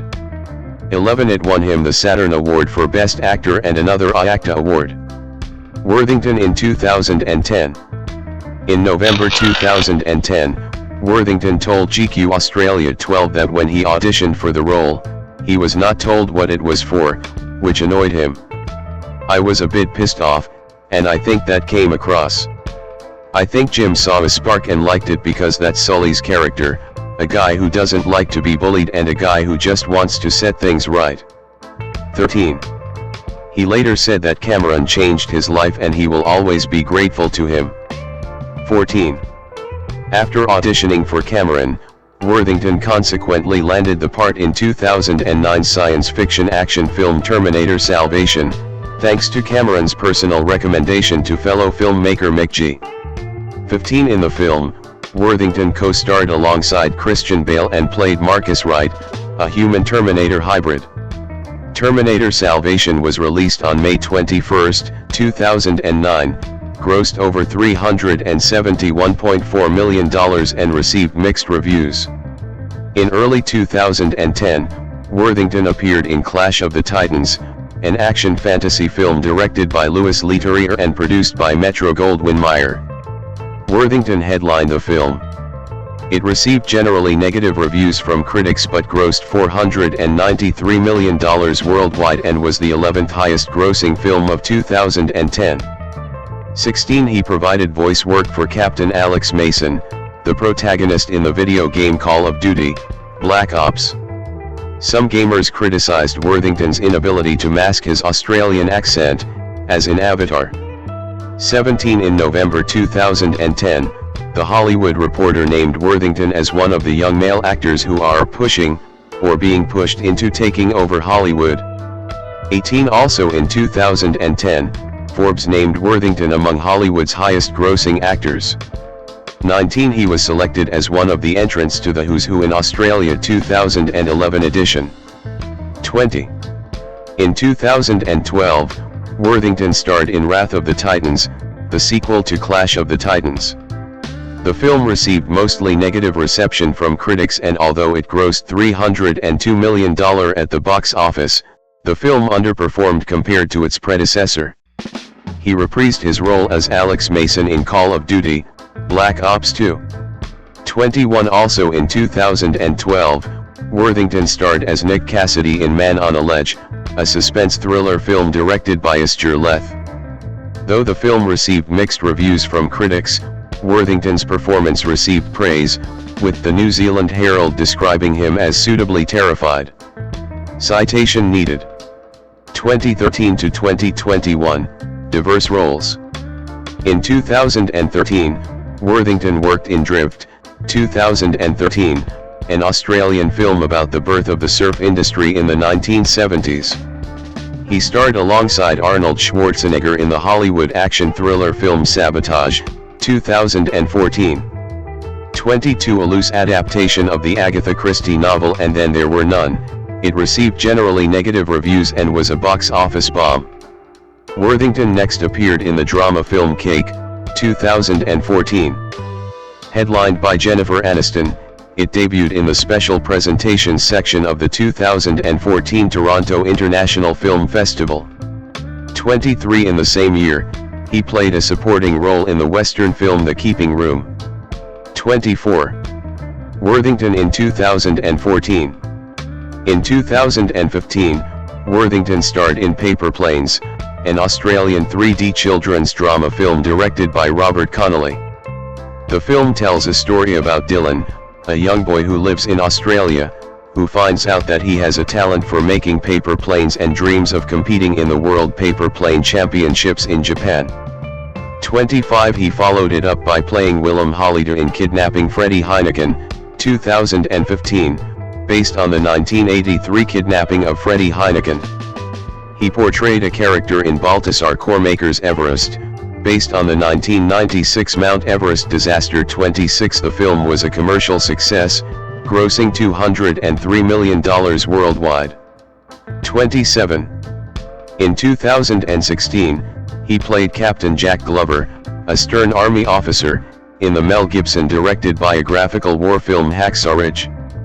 The film focuses on the World War II experiences of Desmond Doss, an American pacifist combat medic who refused to carry or use a weapon or firearm of any kind. Hacksaw Ridge was released in the United States on November 4, 2016, grossing $180.4 million worldwide, and received critical acclaim.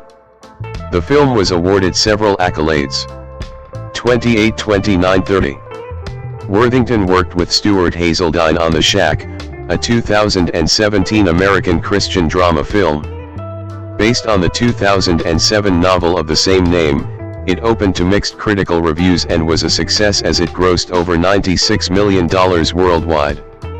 That year, Worthington portrayed Jim Fitzgerald in the Discovery Channel television series Manhunt, on a bomber. 31. In 2018, he starred in the Netflix original science fiction thriller film The Titan. In 2019, Worthington starred as Raymond Rowe in the Netflix thriller film Fractured. 32 He followed it up by playing a supporting role in Harvey Keitel's starrer biographical crime drama Lansky, 2021, based on the life of gangster Meyer Lansky. Richard Roper from Chicago Sun-Times praised the on-screen chemistry of Keitel and Worthington. 33 He earned the lead role in Tim Sutton's western The Last Son, 2021, and made an appearance on Australian ABC TV drama Fires. 34. 2022, present, Avatar sequels and various projects. Worthington reprised his role as Jake Sully in Avatar, The Way of Water, 2022. Much like its predecessor, it was a critical and commercial success. Upon release, it broke multiple records and grossed over $2.320 billion worldwide, making it the highest grossing film of 2022 and the third highest grossing film of all time. The same year saw him play a role in the anticipated miniseries Under the Banner of Heaven, which received positive reviews and high viewership ratings. 35, 36, 37 The following year, he received 2 award nominations, Best Actor at the 51st Saturn Awards for Avatar, and Best Supporting Actor at the 27th Satellite Awards for the aforementioned show. 2024 was a busy year for Worthington as he had supporting roles in various projects. He first played a part in Kevin Hart-led heist comedy Lift, which released on Netflix. He followed this up with the dystopian science fiction Breathe, Joshua John Miller directorial The Exorcism alongside Russell Crowe, John Woo's Peacock original action film The Killer, and David Mackenzie's thriller Relay.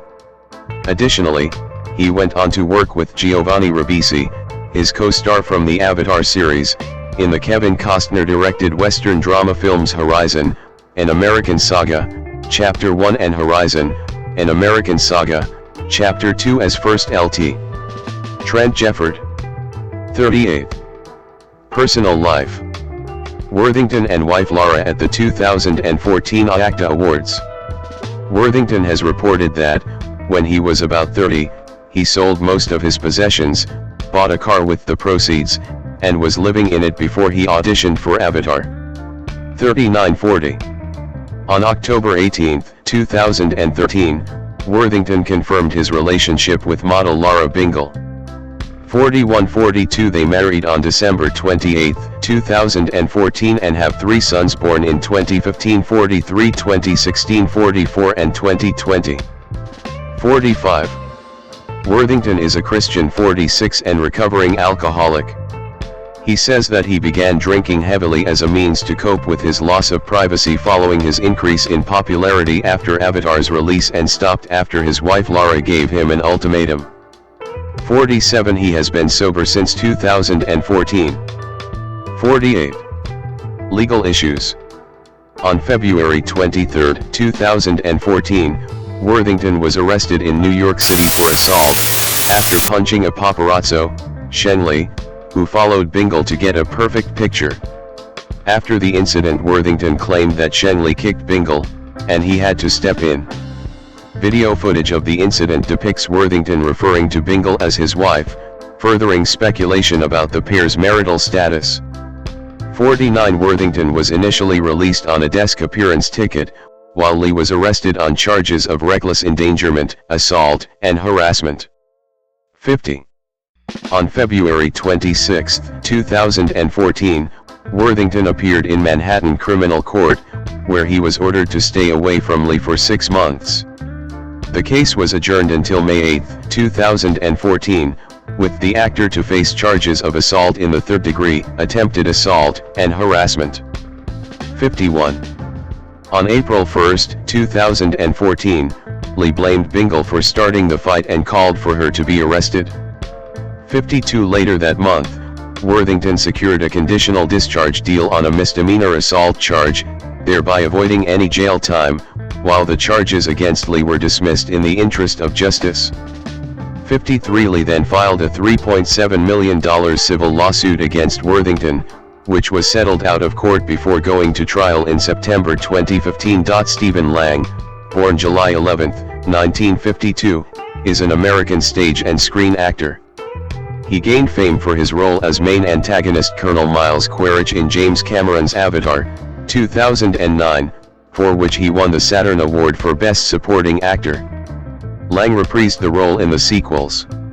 Lang is also known for roles in films such as Manhunter, 1986, Last Exit to Brooklyn, 1989, Gettysburg and Tombstone, both 1993, Gods and Generals, 2003, Public Enemies, The Men Who Stare at Goats, all 2009, Conan the Barbarian, 2011, Don't Breathe, 2016, and its sequel Don't Breathe 2, 2021. His television roles include Commander Nathaniel Taylor on Terra Nova, 2011, Waldo on Into the Badlands, 2015-18, and David Cord on The Good Fight, 2021. Besides his film roles, Lang has had an extensive career on Broadway. He was nominated for a Tony Award for Best Featured Actor in a Play for his performance in the 1992 production of The Speed of Darkness. Other accolades include a Helen Hayes Award, and nominations for a Drama Desk and Outer Critics Circle Award, for his one-man show Beyond Glory, as well as a Lucille Lortel Award nomination. From 2004 to 2006, he was co-artistic director of the Actors Studio.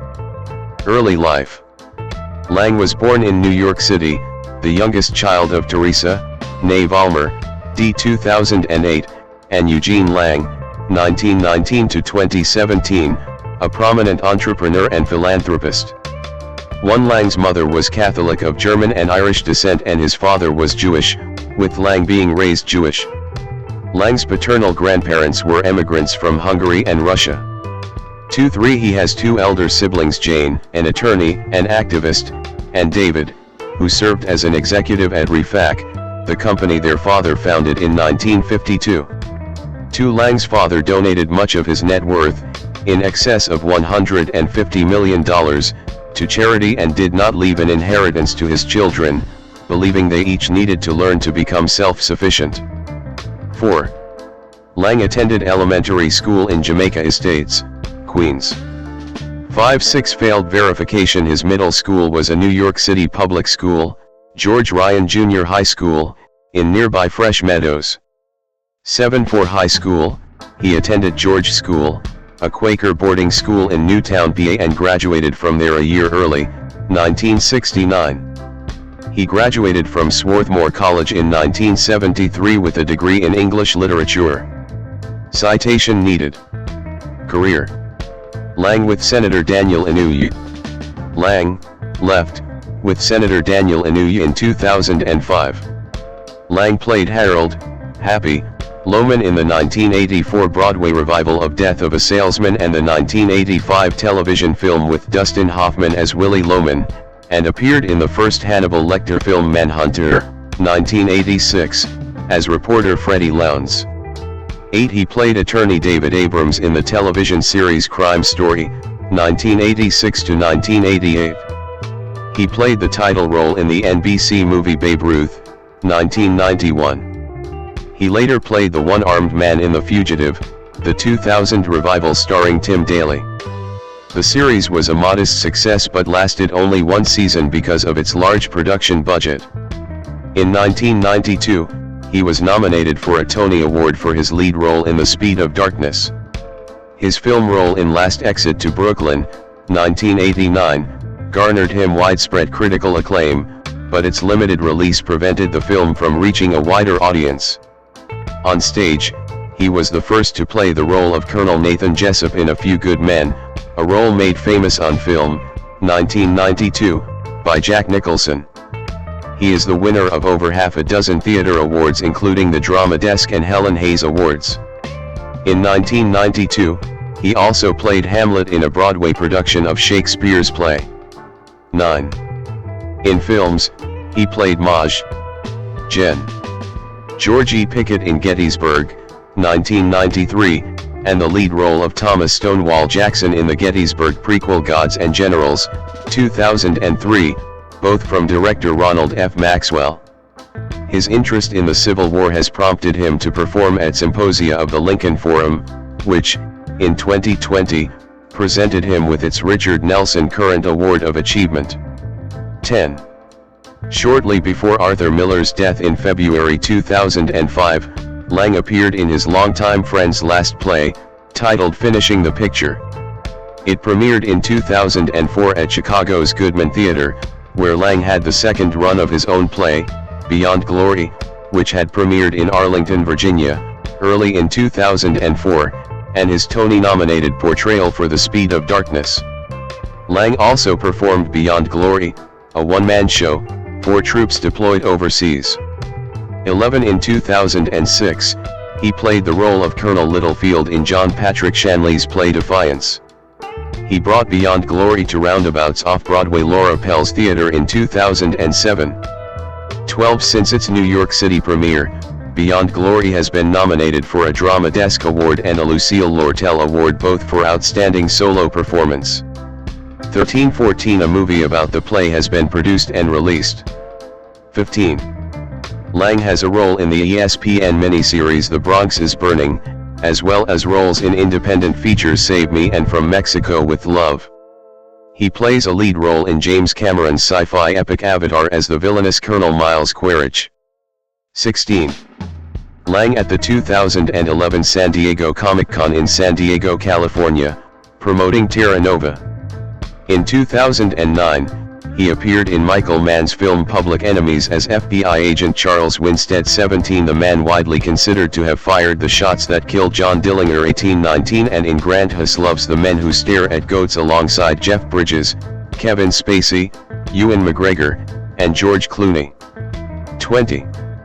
Also in 2009, he narrated the audiobook Road Rage, which combines the short stories Duel by Richard Matheson and Throttle by Stephen King and Joe Hill, and guest starred in the Law & Order, Criminal Intent Season 8 finales, Revolution in the role of Axel Kaspers. In 2010 he performed the narration for the Gettysburg Story, Battlefield Auto Tour. 21. The top-selling audio tour of the Gettysburg Battlefield at Gettysburg National Military Park in Gettysburg, Pennsylvania. Written and produced by filmmaker Jake Borrett and based on works by historian Gabor Borrett, it tells the story of the Battle of Gettysburg and Abraham Lincoln's Gettysburg Address in Gettysburg National Cemetery. Lang is also the narrator of the companion public television documentary The Gettysburg Story, presented by Maryland Public Television. Lang played the villain Kalar Zym in the 2011 Conan the Barbarian reboot starring Jason Momoa. 22. He also played one of the leads, Nathaniel Taylor, in the Steven Spielberg produced 23 TV series Terra Nova. 24. In February 2012, he signed on to play Mary Shannon's estranged father in a 3-episode arc on the final season of the USA television series In Plain Sight. 25. In 2013, Lang appeared in The Monkey's Paw for Chiller TV. Lang in 2014. Lang has been confirmed as reprising his role as Colonel Miles Quaritch in the upcoming sequels to Avatar. 26. He plays Increase Mather, in a recurring role, on WGN America's first original scripted series, Salem. 27. Lang is part of the cast of AMC's martial arts drama Into the Badlands. He played the blind man in Fede Alvarez's hit horror thriller Don't Breathe, 2016, which received positive reviews. He reprised the role in the sequel Don't Breathe 2 in 2021. 28-29. In February 2016, Lang lobbied for the role of Cable in Deadpool 2 through captioned Twitter pictures. 30. The role ultimately went to Josh Brolin. In 2017, he played Colonel Abraham Biggs in Hostiles, from director Scott Cooper. In 2018, he appeared as father of Joe Braven, Jason Momoa, Lyndon Braven in the action thriller film Braven, and played Shrike in Mortal Engines, which Peter Jackson produced for Universal Pictures and Media Rights Capital. 31, 32, 33. Other recent projects include the historical epic series House of David for Amazon Studios, the horror thriller Don't Breathe 2, boxing drama The Featherweight, which premiered at the Venice Film Festival, and the drama Avenue of the Giants, for which he won the Best Actor prize at the Sedona International Film Festival. Personal life. Lang has been married to Christina Watson since 1980, and together they have 4 children, including New York State Inspector General Lucy Lang. 34. On May 30, 2010, Swarthmore awarded him an honorary degree in recognition of his career in theater, television, and film. 35. His youngest son, Noah, received his bachelor's degree during the same ceremony. 35. He also holds an honorary doctorate in humane letters from Jacksonville University and was an artist in